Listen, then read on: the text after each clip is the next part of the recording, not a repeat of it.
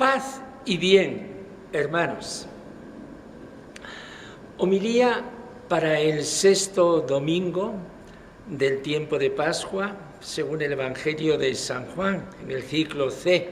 Estamos en el capítulo 14, versículos 23 al 26. En la despedida de Jesús, así titulamos esta homilía. Escuchemos primeramente en directo el texto del Santo Evangelio. En aquel tiempo Jesús dijo a sus apóstoles: el que me ama guardará mi palabra, y mi Padre lo amará, y vendremos a él y haremos morada en él.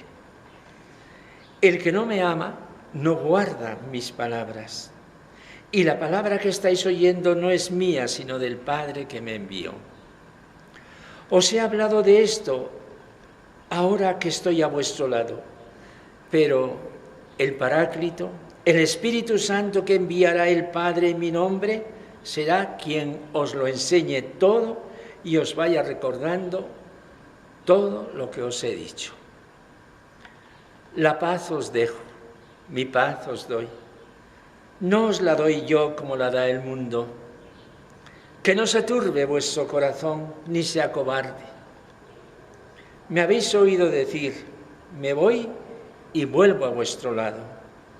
Si me amarais, os alegraríais de que yo vaya al Padre, porque el Padre es mayor que yo.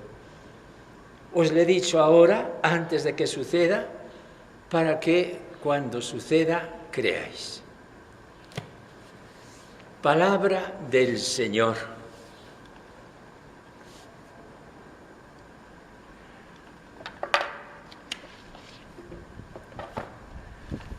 Hermanos, las palabras que acabamos de escuchar son palabras de despedida, en este sentido, palabras testamentarias. Una despedida que incluye grandes promesas. Por eso, en la frase final de nuestro texto oímos este aviso: os lo he dicho ahora, antes de que suceda, para que cuando suceda creáis. Es que Jesús acaba de prometer el envío del Espíritu Santo. Si bien aquí no como un acontecimiento, sino como una presencia inmanente en la Iglesia, que va a ejercer una misión callada en continuidad con Jesús. Va a ser la memoria y la iluminación para todo lo que anunció Jesús en su breve recorrido antes de la muerte violenta, para que todo eso sea comprendido en el devenir de la historia y actualizado como palabra viviente del Señor. Este lenguaje de Jesús, palabras de Somamesa, son palabras que infunden consuelo, certidumbre y seguridad a la Iglesia que inicia su camino en el mundo y que en la ausencia de Jesús no va a quedar huérfana, sino que va a contar con una presencia poderosa desde el cielo. La mirada de Jesús se cierne sobre nosotros y a nosotros nos está hablando. El sentido totalizador es uno. Yo continúo la obra que comencé entre vosotros, viene a decir Jesús, pero de otra manera.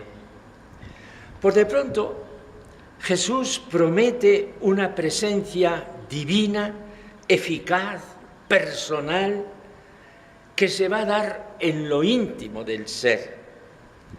Jesús se sentía habitado por el Padre en lo más verdadero y real de su corazón. Ahora Él y el Padre van a morar en el corazón del creyente. Una situación que ciertamente no se había dado hasta ahora. Con un lenguaje espiritual, lenguaje místico, que no es etéreo ni ilusorio, Jesús promete: el que me ama guardará mi palabra, y mi Padre lo amará, y vendremos a Él y haremos morada en Él. Con razón pudo decir una santa al leer este texto evangélico, con una alegría desbordante exclamó: he hallado mi cielo en la tierra, porque el cielo es Dios y Dios está conmigo. Me estoy refiriendo a la joven carmelita Isabel de la Trinidad, que vivió 5 años en el convento y murió a los 26 años. Hoy es la beata Isabel de la Trinidad. Esta fe contemplativa dio sentido a su vida, porque se sintió habitada por Dios. A este misterio lo llamamos la inhabitación de la Santísima Trinidad. Es una presencia real de Dios, una presencia sustancial de Dios en la hondura última del ser. Dios no está presente en mí por un acto intencional, como si yo en este momento pues quisiera evocar a un ser muy querido y lo hago de alguna forma presente. Dios no es un recuerdo en las profundidades del hombre, sino una presencia real. El tomar conciencia de esta realidad hace que mi vida cambie y se reoriente de otro modo.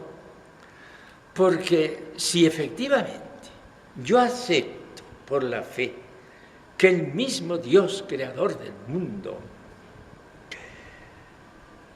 Padre de todos los hombres, mora en mí, al punto diré que Dios va a ser no solo el testigo de mis actos, sino la norma, la medida, el horizonte de toda mi actuación humana. Comienzo a comprender de un modo distinto aquella frase inicial de la Biblia: hagamos al hombre a nuestra imagen y semejanza. El ser humano tiene un origen divino que configura todas sus acciones. Nacido de Dios, vuelve a Dios, porque Dios vive en Dios y de Dios. Es un parentesco divino que de alguna manera han intuido otras religiones y que, llegado a esta plenitud de conciencia en la fe cristiana, da una dirección nueva a todo nuestro comportamiento. El hombre, así convencido e iluminado, acepta la soberanía de Dios como última palabra para su vida y entiende que mi prójimo, de igual dignidad que yo, es también un peregrino de lo absoluto y que juntos debemos construir desde Dios este mundo en el que estemos. En una palabra, hermanos, Dios mora en mí. Él es mi realidad radical, mi fuerza, mi esperanza, mi consuelo, mi paz. Otra palabra del Evangelio de hoy se refiere al Espíritu de Jesús, que va a empezar su actuación en el momento en que Jesús se retire de escena. Jesús lo hizo todo, pero nosotros no estábamos en situación de comprender la trascendencia de todo lo que hizo. Este Espíritu defensor, el Paráclito, que así lo llama Jesús, va a enseñar y va a ser el consumador de la obra iniciada por Jesús de Nazaret. Será quien os enseñe todo y os vaya recordando todo lo que yo he hecho. En el plan doctrinal lo vamos comprobando con el paso de los siglos. La Iglesia va aumentando el caudal de su doctrina, va sacando conclusiones de algo que lleva sembrado dentro de sí misma. En doctrina moral y social esto es evidente. Los cristianos hemos ido formando un corpus de doctrina social como memoria de Jesús, Su contexto histórico en medio del Imperio Romano era otro. Hoy hablamos de los problemas que la historia va planteando, de los cuales no habla el Evangelio, pero los hablamos desde el Evangelio. Un ejemplo, el trabajador y la empresa son conceptos que no existen en la Biblia ni en el derecho romano, no. Pero son situaciones humanas de suma importancia que desde Jesús y el Evangelio tienen una respuesta. Y lo mismo ocurre con ese corpus de doctrina cristiana, el dogma, la comprensión de la fe, que va creciendo con el paso de los siglos. El Espíritu va recordando cuando, trabajando los teólogos y la fe certera de la Iglesia, vamos comprendiendo con luces nuevas el misterio de la fe. ¿Cuál es la fuente del Concilio Vaticano II que ha afrontado los problemas del mundo moderno? Sencilla y puramente el Evangelio actuado en la tradición de la Iglesia y recordado por el Espíritu. En el texto de hoy hay otro punto, la paz de Jesús. La paz os dejo, mi paz os doy.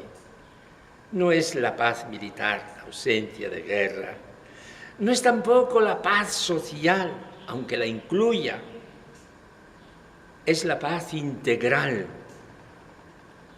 que viene de la Trinidad y que fue sellada en la cruz. Él es nuestra paz, escribió San Pablo. Es esa paz que fluye de Jesús como comunión de amor entre los suyos.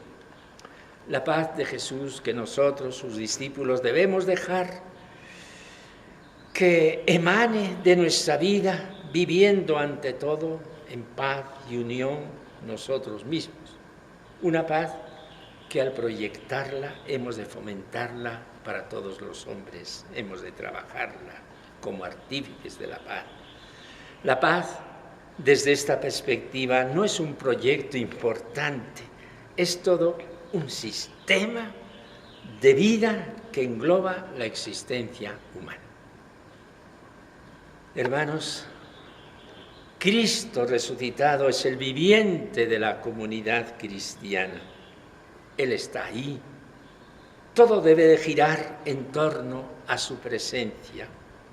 Comenzando por nuestra Madre, aquí llamamos la Madre del Señor, la Madre de la Iglesia, cuya devoción se hace más sensible en el pueblo cristiano en este mes de mayo que acabamos de comenzar. A Cristo Jesús, el amor y la gloria por los siglos de los siglos. Amén.